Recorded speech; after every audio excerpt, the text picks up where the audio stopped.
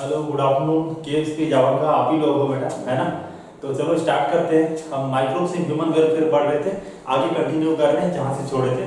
ठीक है, तो हम ये देख रहे थे बेटा कि इंडस्ट्रियल प्रोडक्ट में क्या क्या माइक्रोब्स का एप्लीकेशन है, जिसमें आप बायो एंजाइम्स देखे थे पहले, और भी एक दो पार्ट आपने बिवरेजेस इंडस्ट्रीज में, है ना, अल्कोहल के बारे में देखा था, उसको डिटेल में समझे थे। आगे कंटिन्यू कर रहे हैं। तो फर्मेंटेड बिवरेजेस हम पढ़ चुके हैं। 1 मिनट।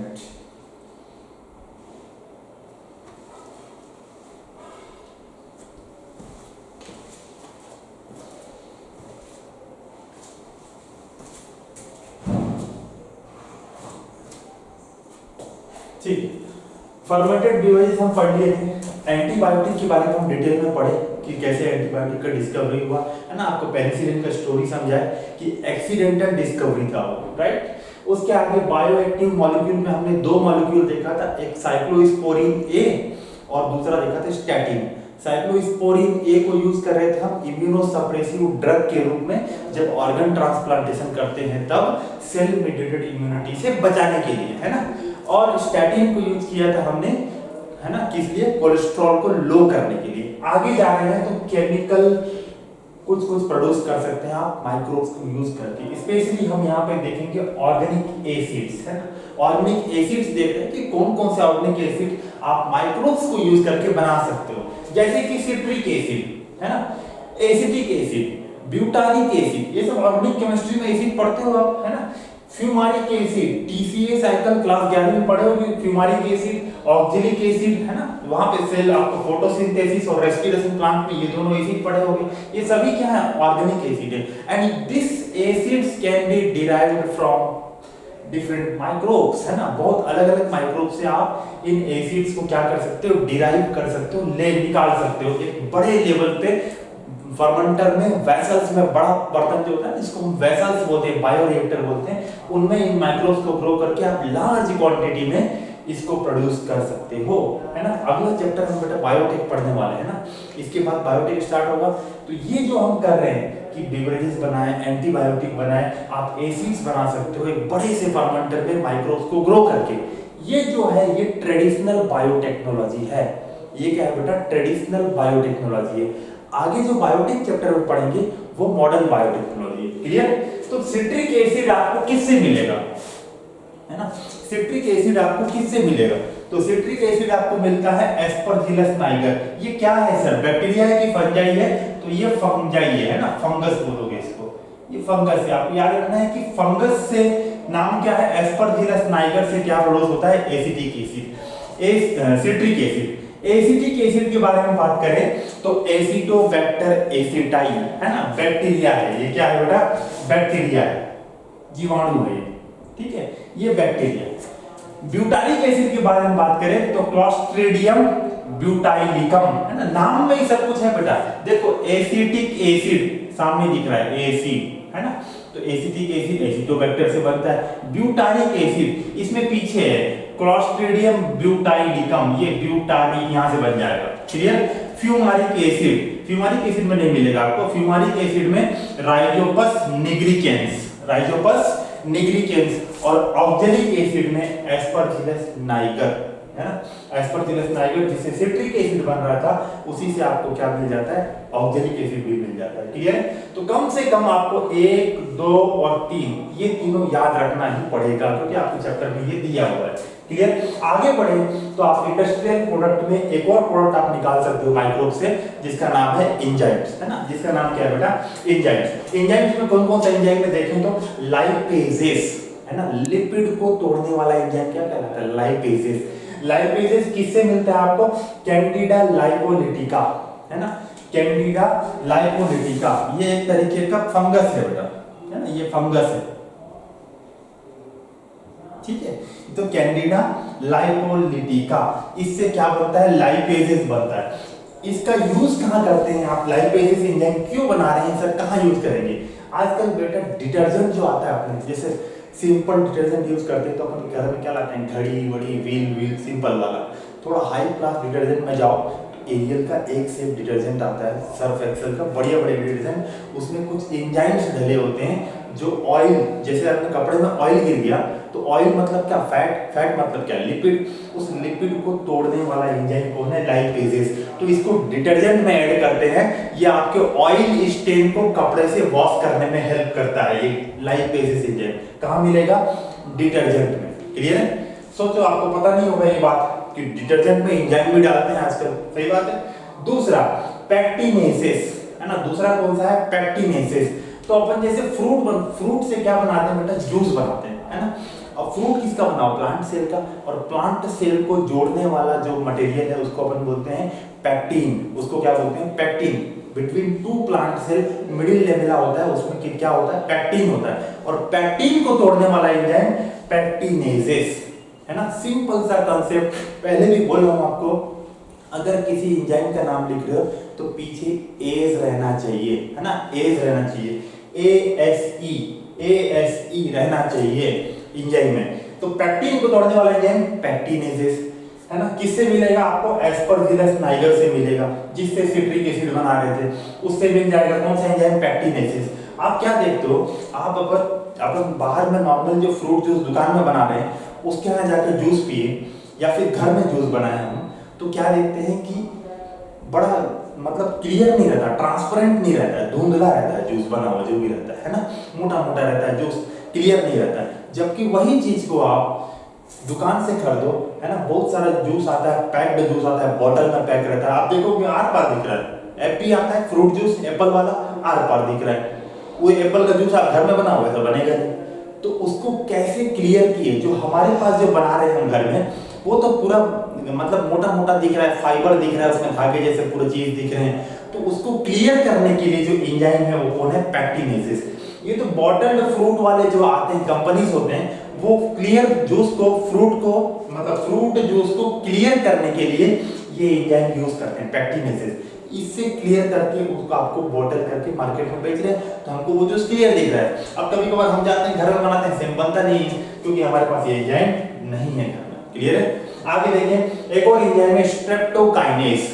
स्ट्रेप्टोकाइनेस ये किससे मिलेगा, स्ट्रेप्टोकोकस नाम के बैक्टीरिया से मिलेगा।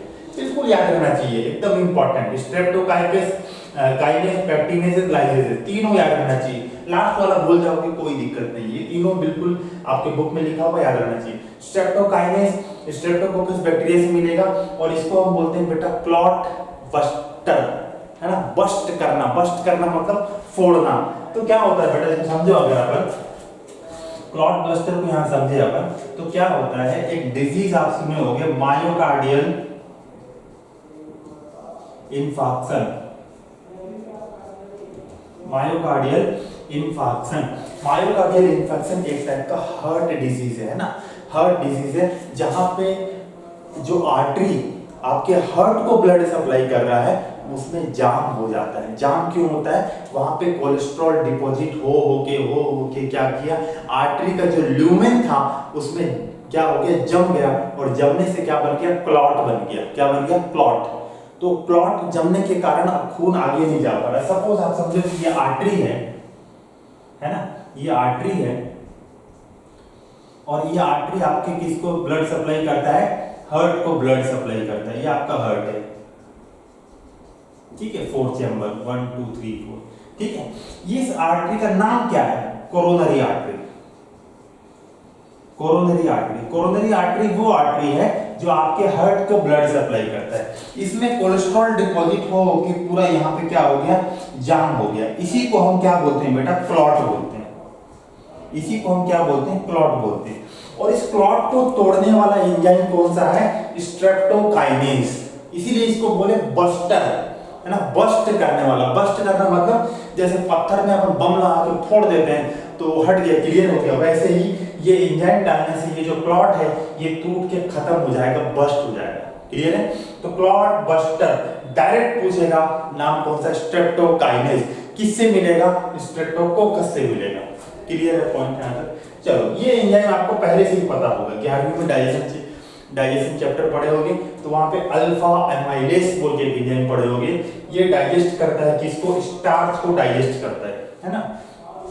तो कई एप्लीकेशन में हमको स्टार्च डाइजेशन करना रहता है, तो स्टार्च डाइजेशन के लिए हम अल्फा एमाइलेस यूज करते हैं। किससे मिलता है, राइजोपस से मिलता है। आपको ये तीनों कंपलसरी याद करना है, ठीक है, एनसीईआरटी आप लाइन बाय लाइन पढ़ो, ये तीनों मिल जाएगा आपको, है ना। लाइपेजेस डिटर्जेंट में, pectinases to clear fruit juice, और तीसरा streptokinase as a clot buster. तो कुल मिला के आपने पूरा 5 एप्लीकेशन पढ़ा, फर्मेंटेड बेवरेजेस पढ़े, एंटीबायोटिक पढ़े, बायोएक्टिव मॉलिक्यूल पढ़े, केमिकल में ऑर्गेनिक एसिड पढ़े और एंजाइम्स पढ़े। ये आपका कंप्लीट इंडस्ट्रियल प्रोडक्ट माइक्रोब्स को यूज करके कंप्लीट हो गया। क्लियर है।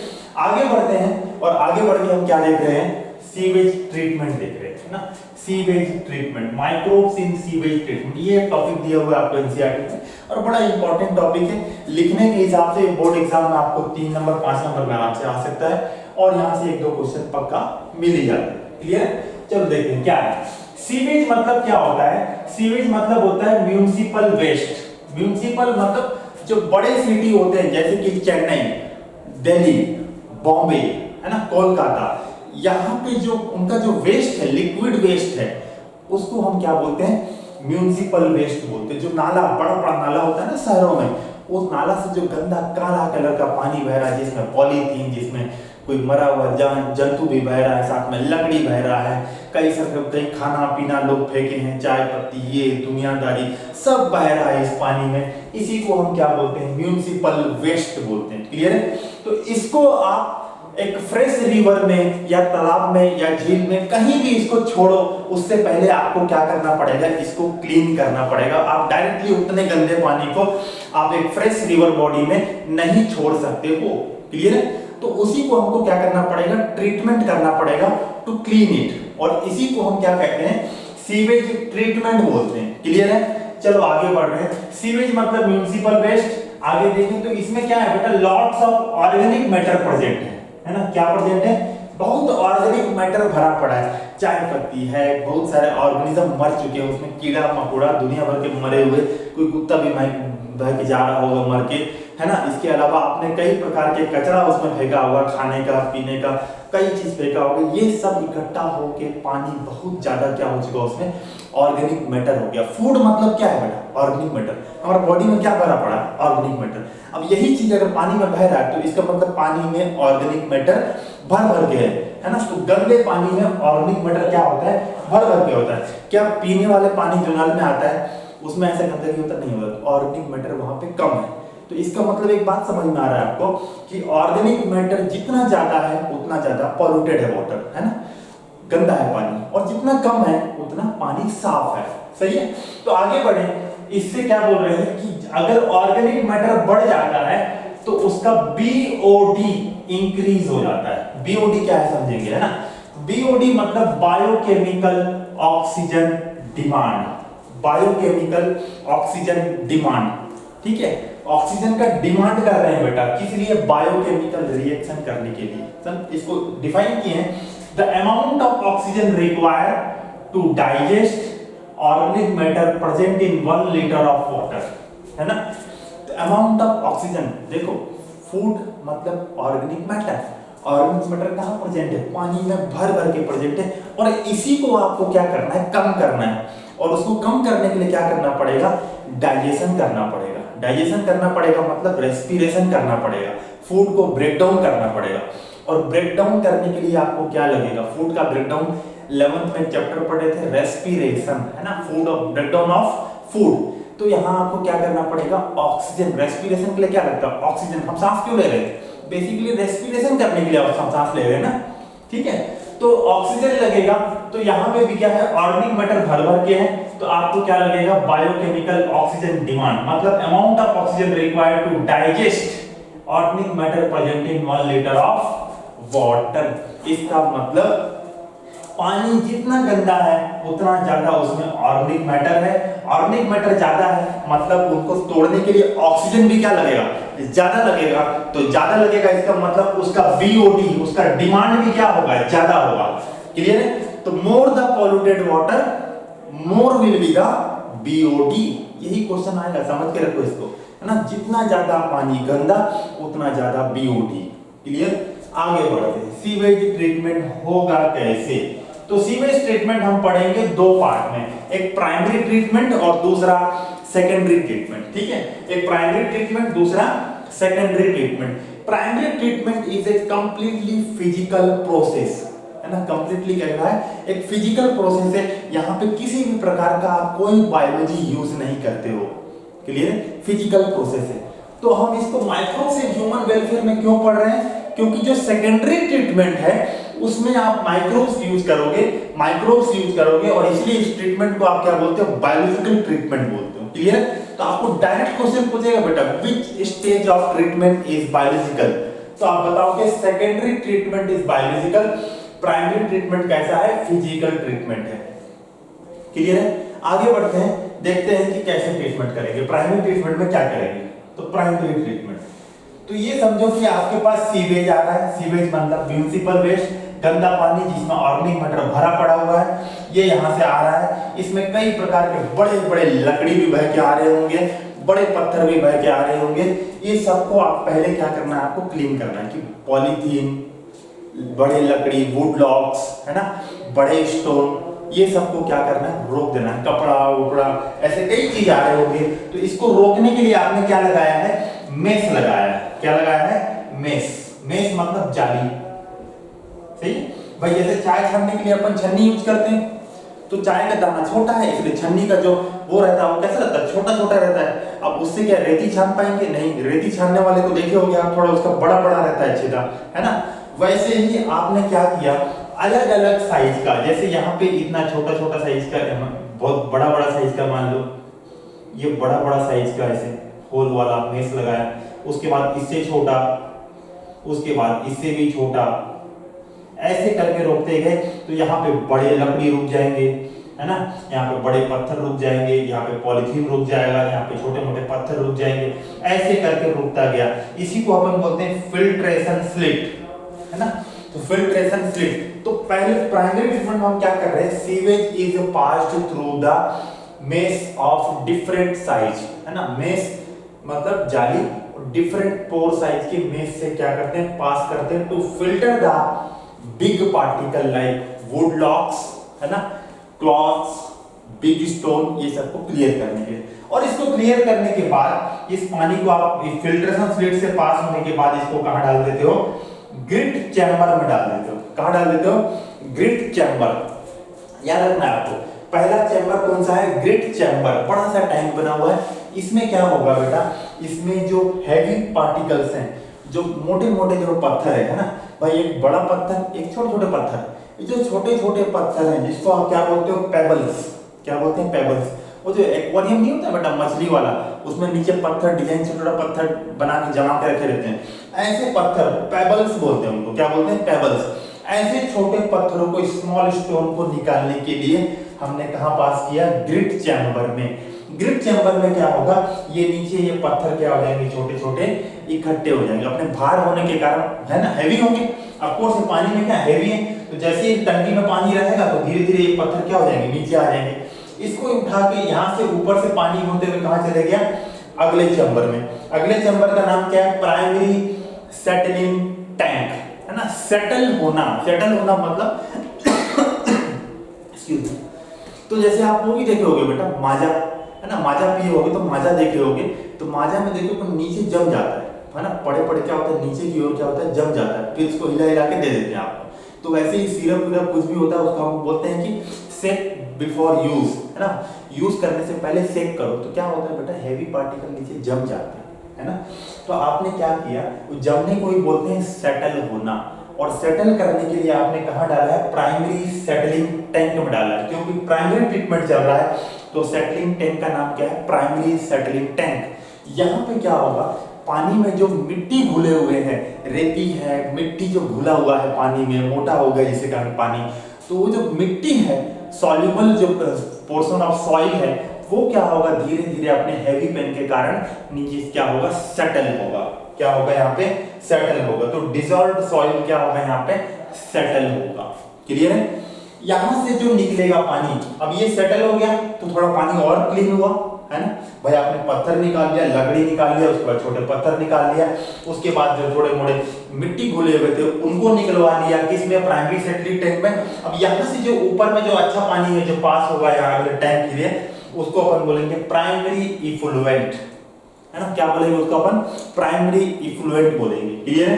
तो ये आपका प्राइमरी ट्रीटमेंट कंप्लीट हो गया। तो प्राइमरी ट्रीटमेंट से जो बाहर निकलता है उसको क्या बोलते हैं, क्वेश्चन आता है तो सीधा आंसर करोगे प्राइमरी इफ्लुएंट बोलते हैं, है ना, क्या बोलते हैं, प्राइमरी इफ्लुएंट बोलते हैं, है ना। प्राइमरी इफ्लुएंट को हम कहां पास करेंगे बेटा, सेकेंडरी ट्रीटमेंट में। कहां देंगे इसको, प्राइमरी इफ्लुएंट को। अब यहां से सेकेंडरी ट्रीटमेंट चालू हो गया। तो प्राइमरी ट्रीटमेंट को अपन यहां पे देखो, ये घुस रहा है आपका प्राइमरी इफ्लुएंट, ये अंदर जा रहा है, ठीक है, ये अंदर पहुंच गया। अंदर जाने के बाद इसको आपने पहले चेंबर में डाला, उस टैंक में डाला। उस टैंक का नाम क्या है यहाँ पे, एरेशन टैंक। क्या नाम है यहाँ पे,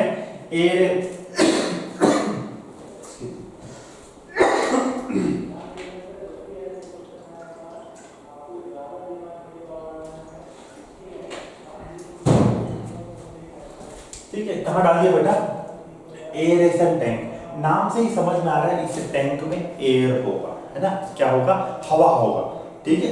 तो एरेशन टैंक, हवा क्यों देना है बेटा, क्योंकि इस पानी में ऑर्गेनिक मैटर प्रेजेंट है, बहुत सारे फूड्स प्रेजेंट है, उनको डाइजेस्ट करना है, और डाइजेशन कराना है तो क्या देना पड़ेगा आपको, ऑक्सीजन देना पड़ेगा। क्लियर? तो आप हवा दोगे तो हवा में क्या जा रहा है, साथ में ऑक्सीजन जा रहा है। तो यहाँ पे क्या करेंगे, इसमें बहुत सारे ऑर्गेनिक मैटर है इस पानी में, इसको डाइजेस्ट करने के लिए आपने क्या किया, इसको कॉन्स्टेंटली एजिटेट किया, कॉन्स्टेंटली एजिटेटेड। एजिटेटेड मतलब इसमें हवा डाला with air supply, air supply किया, हवा डाला, और हवा डाल के कंटिन्यू इसको क्या कर रहे हो, मिला रहे हो। तो पानी में हवा क्या हो रहा है, पूरा इधर उधर घूम रहा है, पूरा ऑक्सीजन हर तरफ क्या हो रहा है, जा रहा है। और ऑक्सीजन हर तरफ जाएगा, ऑक्सीजन अवेलेबल हो गया, तो यहाँ पे क्या होंगे बेटा, माइक्रोब्स ग्रो होंगे। कौन से माइक्रोब्स ग्रो होंगे, कौन से माइक्रोब्स ग्रो होंगे, एरोबिक माइक्रोब्स ग्रो होंगे। एरोबिक, जो microbes which grow in presence of oxygen, उनको हम क्या बोलते हैं, एरोबिक माइक्रोब्स बोलते हैं, है ना। तो एरोबिक माइक्रोब्स ग्रो होंगे, और एरोबिक माइक्रोब्स ग्रो होने के लिए क्या यूज करेंगे, ऑक्सीजन के साथ में ये जो ऑर्गेनिक मैटर प्रेजेंट है इनको डाइजेस्ट करना चालू करेंगे। तो आप जब इसको कॉन्स्टेंटली एजिटेट कर रहे हो एयर सप्लाई के साथ, तो एरोबिक माइक्रोब्स ग्रो हुए, और किस फॉर्म में ग्रो हुए, फ्लॉक। किस फॉर्म में ग्रो हुए, फ्लॉक के फॉर्म में। फ्लॉक क्या है बेटा, फ्लॉक को समझना सबसे इंपॉर्टेंट यही है ना, एरेशन टैंक में फ्लॉक। फ्लॉक मतलब क्या होता है, अगर फंजाई आप पढ़े हो तो फंजाई का बॉडी ऐसा होता है, हाइफे जैसा, नेटवर्क ऑफ माइसेलियम बोलते हैं, है ना, नेटवर्क ऑफ माइसेलियम बोलते हैं। ये नेटवर्क बन गया, समझो। क्लियर? इसमें क्या होगा, ये नेटवर्क ऑफ माइसेलियम के बीच में ये क्या है, फंजाई। इस फंजाई के नेटवर्क में एक बीच में यहां क्या ग्रो हो जाएगा, बैक्टीरिया ग्रो हो गया। कौन सा, एरोबिक बैक्टीरिया। ये एरोबिक बैक्टीरिया ग्रो हो गया। ये जो स्ट्रक्चर है ना, जिसमें फंजाई भी है और क्या है, बैक्टीरिया भी है, एरोबिक बैक्टीरिया। इसी स्ट्रक्चर को हम क्या बोलते हैं बेटा, फ्लॉक बोलते हैं। तो आपको पूछता है फ्लॉक कहां ग्रो होगा बोलने से, एरेशन टैंक में ग्रो होगा, है ना। कब ग्रो होगा, जब आप कॉन्स्टेंटली एजिटेट करोगे एयर सप्लाई के साथ। फ्लॉक्स है क्या, तो it is a association of, it is a association of और मेश ऑफ, मेश एक जाल है ना बेटा, जाल है, mesh of fungi and bacteria. Clear है? अब ये क्या करेंगे बेटा, यहाँ पे फंजाई ग्रो हो गया, बैक्टीरिया ग्रो हो गया, ऑक्सीजन अवेलेबल है, ये क्या करेंगे, डाइजेशन करेंगे। किसका, ऑर्गेनिक मैटर का। पानी में क्या भरा पड़ा था, ऑर्गेनिक मैटर, जिसके कारण आपका बायोलॉजिकल ऑक्सीजन डिमांड बहुत ज्यादा था, है ना, बहुत ज्यादा था। क्यों, क्योंकि ऑर्गेनिक मैटर बहुत भरा हुआ था, पानी बहुत गंदा था। अब ये क्या कर रहे हैं, बैक्टीरिया, ये जो फ्लॉक्स डेवलप हुआ है, ये आपके ऑर्गेनिक मैटर को डाइजेस्ट कर रहे हैं, और डाइजेस्ट करके उसको सिंपल यूनिट में तोड़ के क्या कर रहे हैं, खुद ग्रो कर रहे हैं, और ऑर्गेनिक मैटर को तोड़ के क्या कर रहे हैं, खत्म कर रहे हैं, है ना। क्या कर रहे हैं बेटा, खत्म कर रहे हैं। तो धीरे धीरे क्या होगा, ऑर्गेनिक मैटर कम होने लगेगा। ऑर्गेनिक मैटर कम होगा तो धीरे धीरे क्या होगा, बीओडी भी कम होगा क्या, हाँ बीओडी भी कम होगा, क्योंकि जितना ज्यादा ऑर्गेनिक मैटर उतना ज्यादा बीओडी वैल्यू होगा। तो जैसे जैसे ऑर्गेनिक मैटर कम हो रहा है तो बीओडी का वैल्यू भी क्या हो जाएगा, कम हो जाएगा, है ना। इसका मतलब जैसे जैसे ऑर्गेनिक मैटर डाइजेस्ट होकर कम हो रहा है, पॉल्यूशन भी क्या हो रहा है, कम हो रहा है, पॉल्यूशन भी क्या हो रहा है, कम हो रहा है ना। वाटर बिकम लेस पॉल्यूटिंग, है ना, वाटर बिकम लेस पॉल्यूटिंग। जैसे जैसे धीरे धीरे डाइजेस्ट होते होते होते होते क्या हुआ, बीओडी बहुत कम हो गया। इसका मतलब लगभग लगभग बहुत ज्यादा ऑर्गेनिक मैटर जो प्रेजेंट था वो सब के सब डाइजेस्ट होके लगभग क्या हो रहा है, खत्म हो रहा है। तो उससे क्या हो जाएगा, बीओडी वैल्यू डिक्रीज होता है ना, बीओडी वैल्यू क्या हो जाएगा, डिक्रीज हो जाएगा, बीओडी वैल्यू डिक्रीजेस। और बीओडी वैल्यू डिक्रीज जैसे ही होगा उसके बाद आप क्या करोगे, इसमें जो पानी है इसको भेज दोगे आगे सेटलिंग टैंक में। कहां डाल दिए, वापस सेटलिंग टैंक में डाल दिए। ऑर्गेनिक मैटर धीरे धीरे खत्म हो गया। आपका उद्देश्य यही था कि ऑर्गेनिक मैटर को कम करना है। ऑर्गेनिक मैटर मतलब पॉल्यूशन, पॉल्यूशन कम हो रहा है मतलब बीओडी भी कम हो रहा है। तो जैसे ही आपने देखा कि यार बीओडी बहुत कम हो गया है तो आपको समझ में आ गया कि ऑर्गेनिक मैटर लगभग बहुत कम हो चुका है, डाइजेस्ट हो चुका है। तो आपने उस पानी को आगे पास किया सेटलिंग टैंक में। अब सेटलिंग टैंक में क्या होगा, ये जो ऑर्गेनिक मैटर डाइजेस्ट हुए हैं और ये जो फ्लॉक्स जो डेवलप होकर इस पानी में घूम रहे हैं, बैक्टीरिया और माइक्रोब्स, ये सब के सब क्या हो जाएंगे, नीचे धीरे हैवी भारी होने के कारण इस सेटलिंग टैंक में धीरे धीरे धीरे धीरे क्या हो जाएंगे, नीचे की ओर इकट्ठा हो जाएंगे। ये दिख रहा है आपको, ये समझो कि ये नीचे का पोर्शन ये पूरा ये इकट्ठा हो गए यहाँ पे, ठीक है। इसमें क्या है बेटा, इसमें एक तो आपके पास डाइजेस्टेड ऑर्गेनिक मैटर है, डाइजेस्टेड ऑर्गेनिक मैटर जो डाइजेस्ट हो चुके हैं, और साथ में क्या है, फ्लॉक्स है, फ्लॉक्स भी थे ना बेटा यहाँ पे, और साथ में क्या है जो डाइजेस्ट हो चुके हैं वो ऑर्गेनिक मैटर है। इस दोनों को मिला के हम क्या बोलते हैं, एक्टिवेटेड स्लज बोलते हैं, activated sludge, activated sludge. Sludge मतलब बेटा जो डाइजेस्टेड जो कचरा इकट्ठा हुआ है ना उसी को स्लज बोलते हैं, क्योंकि यहाँ पे माइक्रोब्स भी प्रेजेंट है। कौन से, एरोबिक वाले, है ना। ये देखिए ना फ्लॉक्स, फ्लॉक्स साथ में दिख रहा है। फ्लॉक्स मतलब क्या बोले थे, फंजाई प्लस बैक्टीरिया, एरोबिक वाले। तो ये जो एरोबिक बैक्टीरिया और फंजाई साथ में है, इसलिए स्लज को हम क्या बोल रहे हैं, एक्टिवेटेड स्लज बोल रहे हैं। क्या बोल रहे हैं, एक्टिवेटेड स्लज बोल रहे हैं। क्लियर है। अब इस एक्टिवेटेड स्लज में से थोड़ा सा लेके, थोड़ा सा स्लज लिए और कहां डाल देंगे अपन, एरेशन टैंक में डाल देंगे। मतलब यहां से स्लज लेंगे और स्लज से थोड़ा सा लेके कहां डाल देंगे, यहां डाल देंगे स्टार्टिंग मटेरियल के रूप में, जिसको बोलेंगे इनोकुलम। क्या बोलेंगे, इनोकुलम। जैसे हमने बोला कि यहाँ पे इस एरेशन टैंक में हम क्या किए, हवा दिए और जोर जोर से हिलाए उसको, है ना। तो उससे क्या हो गया, बैक्टीरिया और फंजाई ग्रो हो गया। बोले ये बैक्टीरिया और फंजाई आया कहां से, तो ये यहाँ पे इन बैक्टीरिया और फंजाई ग्रो हो तो थोड़ा सा शुरुआत में आपको देना पड़ेगा।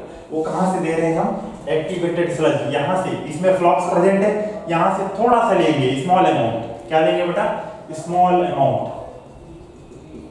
इसको थोड़ा सा लेके यहाँ डाल देंगे। इसमें क्या था, फ्लॉक्स प्रेजेंट था, ये फ्लॉक्स थोड़ा सा यहाँ जाएंगे, ये हवा के प्रेजेंस में और ग्रो होंगे, इन मल्टीप्लाई करेंगे, ऑर्गेनिक मैटर को डाइजेस्ट करेंगे। ये प्रोसेस चलता रहेगा। क्लियर है।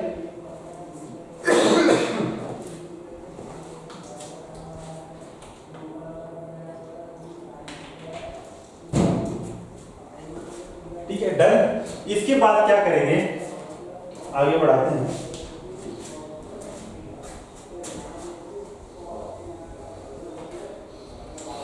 एक्टिवेटेड स्लज, यहां से इस स्लज को पकड़ के थोड़ा सा तो यहां डाल दिए, बाकी रिमेनिंग स्लज, बाकी जो बचा हुआ स्लज है बेटा, रिमेनिंग स्लज, रिमेनिंग स्लज को लेके आप डाल दोगे एनएरोबिक डाइजेस्टर में, एनएरोबिक डाइजेस्टर। एरोबिक मतलब in presence of oxygen, anaerobic मतलब इन अब्सेंस ऑफ ऑक्सीजन। अब एक डाइजेस्टर टैंक है जहां पे बिल्कुल भी हवा नहीं है, हवा नहीं है तो क्या ये एरोबिक बैक्टीरिया ग्रो कर पाएंगे जो फ्लॉक्स में प्रेजेंट थे, जो इस स्लज में प्रेजेंट है, नहीं ग्रो कर पाएंगे, है ना। तो यहाँ पे कौन ग्रो होगा, यहाँ पे ग्रो होंगे एनएरोबिक बैक्टीरिया ग्रो होंगे, एनएरोबिक बैक्टीरिया ग्रो होंगे। और ये एनएरोबिक बैक्टीरिया क्या करेंगे बेटा, ये एनएरोबिक बैक्टीरिया डाइजेस्ट करेंगे किसको, डाइजेस्ट करेंगे फ्लॉक्स को, है ना, डाइजेस्ट करेंगे किसको, फ्लॉक्स। फ्लॉक्स में क्या प्रेजेंट है, एरोबिक बैक्टीरिया और फंजाई। ये ऑक्सीजन नहीं है तो ये ग्रो नहीं कर पाएंगे, ग्रो नहीं कर पाएंगे तो क्या होगा, इनका डाइजेशन कौन करेगा, एनएरोबिक बैक्टीरिया, क्योंकि एनएरोबिक बैक्टीरिया एनएरोबिक कंडीशन में बिना ऑक्सीजन के ग्रो कर पाते हैं। एनएरोबिक बैक्टीरिया का एग्जांपल अगर हम देखें, एग्जांपल तो बोलते हैं मेथेनोजेंस, क्या बोलते हैं उनको, मेथेनोजेंस। ऐसे बैक्टीरिया जो इन अब्सेंस ऑफ ऑक्सीजन ग्रो करते हैं और उससे गैस प्रोड्यूस करते हैं, उससे क्या प्रोड्यूस करते हैं, गैस। तो जैसे ये डाइजेस्ट करेंगे, इस फ्लॉक को डाइजेस्ट करेंगे तो डाइजेस्ट करने से क्या निकलेगा, गैस निकलेगा, क्योंकि ये बायो का डाइजेशन हो रहा है और गैस निकल रहा है, इसीलिए इसको हम बोल रहे हैं बायोगैस।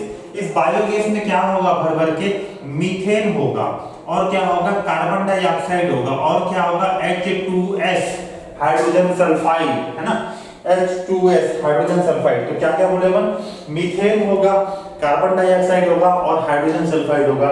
ये कैसे बना, ये एनारोबिक डाइजेस्टर में एनारोबिक बैक्टीरिया जैसे कि मेथेनोजेंस ने फ्लॉक्स, जो कि एरोबिक बैक्टीरिया और फंजाई थे, जो एनारोबिक कंडीशन में ग्रो नहीं कर पाएंगे, उनको डाइजेस्ट करके, उनको मार के ये गैस बनाया गया, बायोगैस। किसने बनाया, मेथेनोजेन, एनारोबिक बैक्टीरिया ने। गैस का नाम कौन कौन सा गैस बनेगा, एक मीथेन बनेगा, सबसे ज्यादा कौन होगा, 60 to 70% यही होता है, 60 to 70% कौन होता है, मीथेन होता है। क्लियर, 60 to 70% क्या होता है, मीथेन होता है। बाकी थोड़ा बहुत बचा हुआ कार्बन डाइऑक्साइड और हाइड्रोजन सल्फाइड, यही तीनों मिलके क्या बनाते हैं, बायोगैस। तो बायोगैस क्या है, अगर पूछता है आपको, it is a mixture of methane CH4, carbon dioxide CO2 and hydrogen sulphide H2S। सबसे ज्यादा कौन सा है, मीथेन है, ऑफ कोर्स। कौन है, मीथेन, 60 to 70%। क्लियर है। तो यहाँ पे स्लज बन गया था, स्लज को आपने थोड़ा सा यहाँ लिया और बाकी जो बचा हुआ स्लज को उसको एनारोबिक डाइजेस्टर में डाइजेस्ट किया, डाइजेस्ट करने से आपने बायोगैस बनाया। बायोगैस को आप बायोगैस की तरह यूज कर सकते हो। और जो बचा हुआ ये जो पानी है, ये साफ पानी है ना भाई, इसमें ऑर्गेनिक मैटर कम हो गया, BOD कम हो चुका है ना, लेस BOD क्या हो चुका है, कम हो चुका है। ये जो अच्छा पानी है इसको आप क्या कर दो, डाल दो रिवर में, है ना। इसको आप जहां भी डालना चाहते हो, रिवर में, खेत में यूज करना चाहते हो, खेत में, रिवर में, जहां भी डालना चाहते हो इसको आप डाल सकते हो। क्लियर है। तो यही आपका सीवेज ट्रीटमेंट है, प्राइमरी सेकेंडरी।